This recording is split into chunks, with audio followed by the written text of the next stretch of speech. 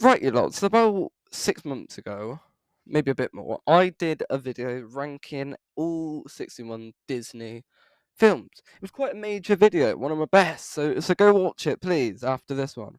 Bloody hell, that is an amazing way to plug a video in the first 10 seconds. Right, now, during that video, it was kind of a struggle when talking about some of the older Disney films from other eras due to some moments and scenes that were, well, extremely outdated and clearly contained racist depictions. And although Disney were obviously not necessarily trying to be racist, as these sort of things were expected or kind of common at that time period and were socially acceptable, it was very hard to watch certain moments of that in a 2023 mindset. Now, fortunately, with time, Disney have been very good at embracing other cultures, have really done their research, and you know, embracing that kind of stuff into their films. And I think having Tiana as the first African American Disney princess was such a great moment, an amazing step forward, and a great milestone. So Disney are good with race now. And I think it's great because I think Disney are a company that are aimed at all demographics, all ages, all backgrounds. They're a global company. So to give characters for these kind of people to look up to and for kids to see themselves in is fantastic. And I think we should only applaud that. And I love seeing, some of the South American culture stuff they did with Raya, Polynesian stuff they did with Moana. You know what I mean? That they're including other cultures now into their films. And I think it's brilliant. However, there is one group that Disney has had a poor history with, and that is kind of LGBT characters. And for this video, what I'm going to do is I'm going to address Disney and Pixar kind of issues with LGBT representation in their animated films. Now, this will not be taking account anything else the Disney company have done, only the animated films. So, because a lot of their TV shows, say something like Owl House, Andy Mack, or Diary of a Future President, have had fantastic queer representation, which should be applauded. And Marvel, well, that's a whole other thing, just to talk about how they've represented that sort of stuff. So, you know what I mean? That's a complete discussion. All the queer baiting that the MCU does is insane.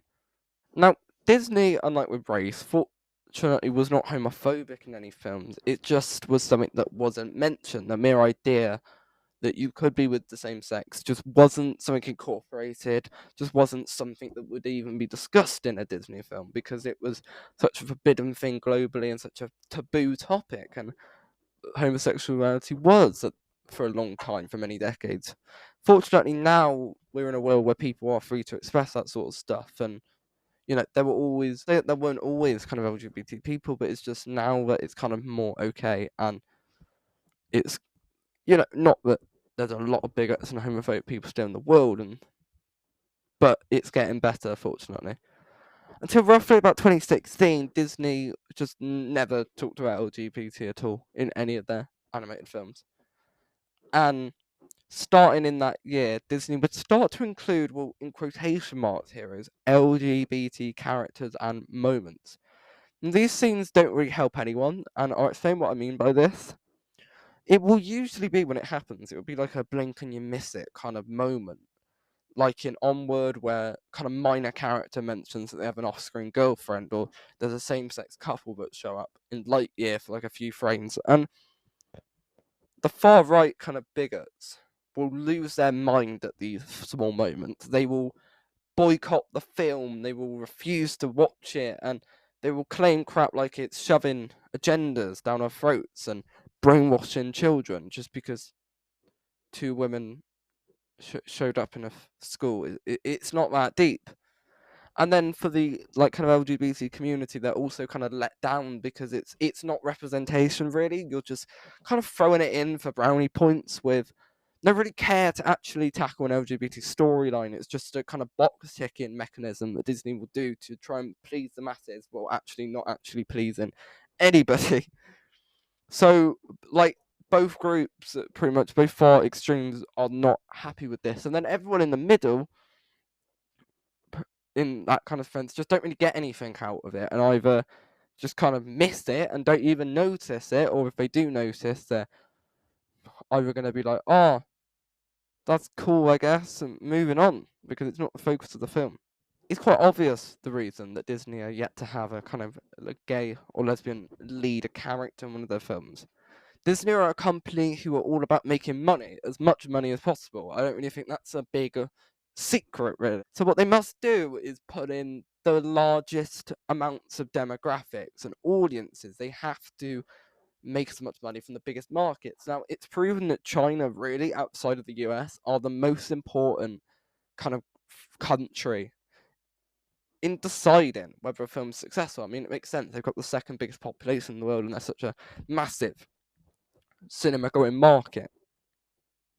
And Disney knows this. So in over time, they've done a lot of things and attempts to kind of ponder toward the Chinese market to get them more interested in their pictures. And although with something like the Mulan remake, it was an absolute disaster where China were just offended by what Disney did with that film. So Disney must really win over China with every release. It's so important. But the problem that Disney obviously faced with that when it comes to LGBT storylines is that China, along with a fair few Asian and kind of Middle East countries, homosexuality and transsexuality is just illegal, it's forbidden, and if you are gay in some countries there, you are, in some cases, you can be executed, sentenced to death. You can't live, you can't, it's just not something you can have. Many of the dictators that kind of sit at the helm of these countries, if they saw any sign of LGBT content in a film, then they'd ban the film. They wouldn't let that be shown in their cinemas because they control everything, obviously. So Disney cannot have a film with a major LGBT plotline because it couldn't be shown in China, and they're losing a huge amount of money while kind of pandering to a minority, and that's not a risk that Disney are willing to take. So the compromise that they make is that, well, if we can't do a major LGBT storyline, we'll just put in a blink and you miss it moment so they're pleased. So the scenes like the one in Onward and Lightyear can be easily edited out in the Chinese markets and those kind of other countries, but Disney will still kind of get to show it in other countries to at least show, we do acknowledge that you could be same sex, but we're not actually going to delve into that. And as I explained earlier, this doesn't help anybody or any group because it doesn't do anything. But it's Disney are too much of cowards to actually take that kind of step forward. And it's a very difficult debate from Disney, but a lot of people call out modern Disney in a sense for kind of its current state. And we'll get onto that later. But Disney did make a big step forward with one of their more recent films, Strange World. A supporting character in the film, Diazo, was an openly gay character and had a crush on this boy. And I talked about this in kind of the ranking when I did the Disney ranking, so I'll keep it brief and I won't retread too much what I said. But what I liked about it, and I said this, is that it's not really a big deal. It's not blown out of proportion, and because that's not the kind of story that Strange World is. The parents will tease Diazo about this crush, like as if it just was a girl, and that the granddad gets told about it when they discover him some part of the film. He's not homophobic, he's accepting about it, which I kind of feared they do, and I'm glad they didn't do that. And I saw people actually criticize that and call it unrealistic. Now, my big issue, right? First of all, you're watching a Disney film. Disney films are about happily ever afters. It's about, everyone being loving, apart from the bad guy. The granddad ain't the bad guy, so, like, of course, it's gonna be happy and all bubbly, and of course, it's not gonna be a really homophobic character in a Disney film. That's just stupid.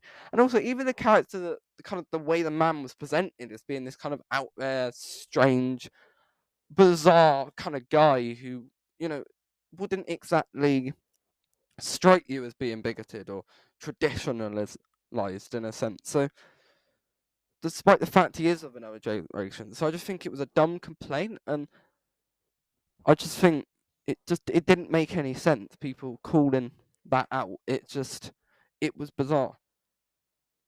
Now, the problem that Strange World had was that although it was a major step forward, it was probably something that Disney won't delve into again because Strange World was a flop.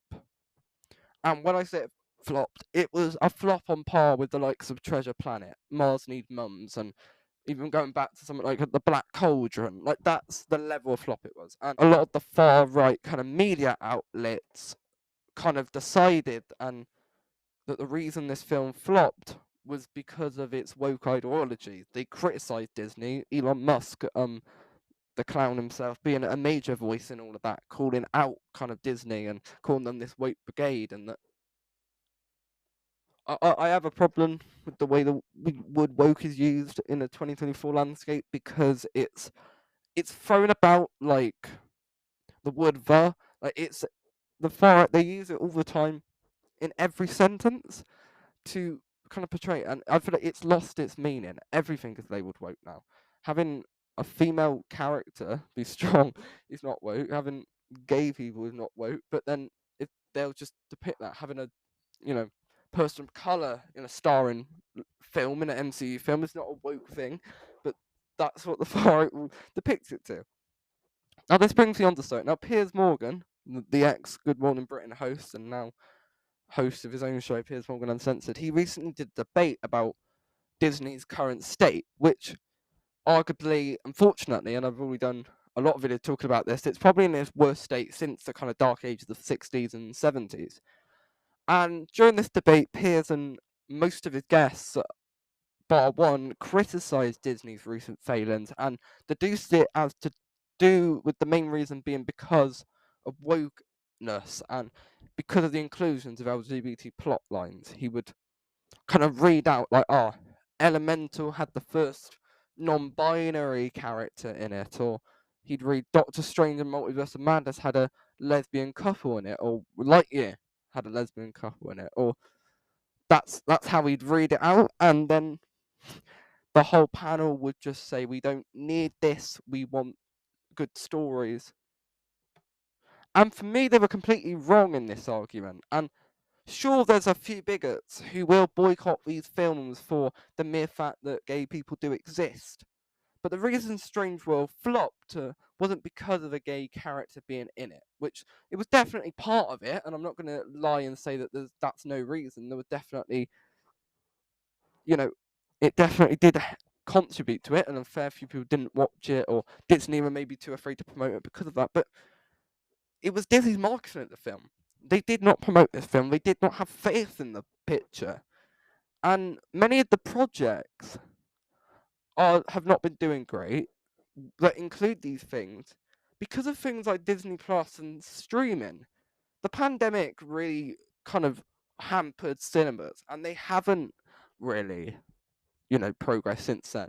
And only the major events in cinema people actually get up to see. Something like Top Gun Maverick, okay, that was a major picture, or something like Barbie last year, or Oppenheimer, or things like Spider-Man No Way Home or Guardians of the Galaxy 3. These were big, highly anticipated films. But when it's something like the Marvels, which wasn't a majorly anticipated film and was one that many weren't looking forward to, it was a lot easier to wait a few weeks and go see it.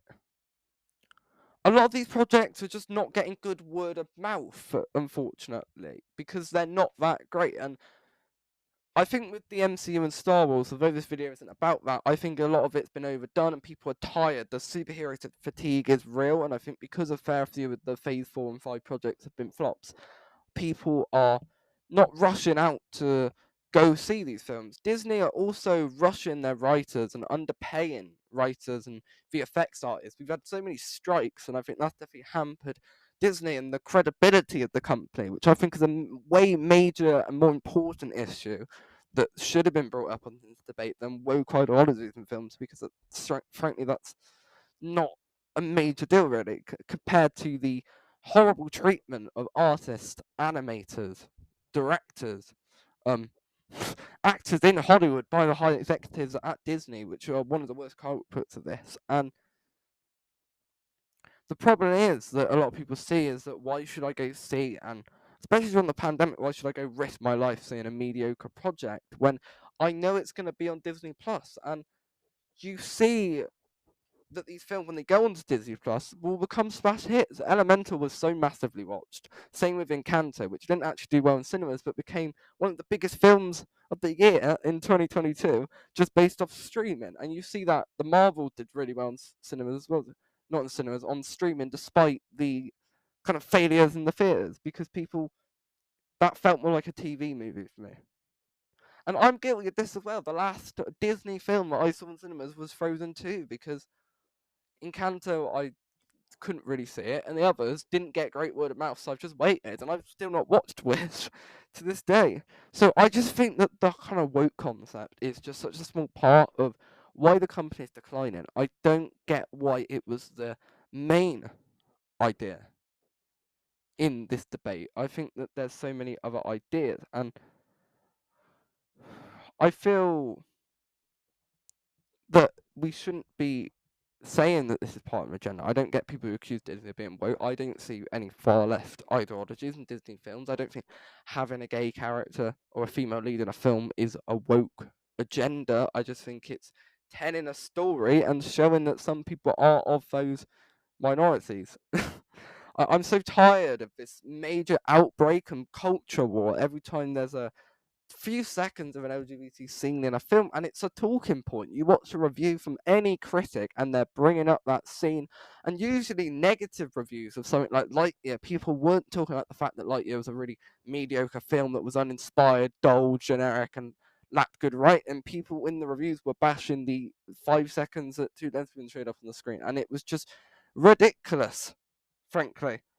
And I just think I hope one day that Disney will write a story with a gay lead, which is actually a good story, because I think the most important thing, and people do want to see representation, they do want to see minorities shown. We do want everyone to be represented in such a global company, but we also want to see those minorities be given good stories. And why was something like Black Panther so well received? Black Panther was an amazing case of representation of portraying a culture, but it also was a great story that really tackled that sort of thing. Cinema of Encanto, there was no backlash for Encanto because people loved that story and the way it talked about generational trauma. And I think that is the main highlight. But I don't think people should bash Disney for inclusion of those kind of ideas. Disney is not a woke company. If anything, they're very central because they're trying to please everyone. They want to please China and they want to please LGBT people. But in the end, they please no one and make a massive culture war. So yeah.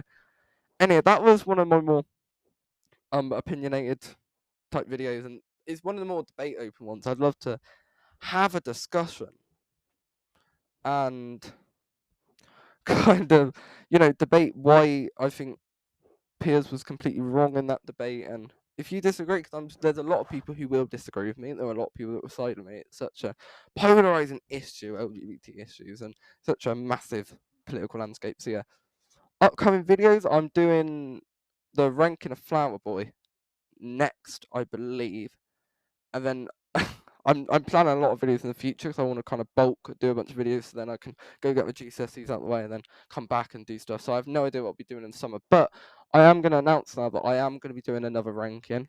It won't be Disney this time. I'm going to be ranking every Pixar film in the same fashion that I did Disney. So yeah, I'll see you lot soon.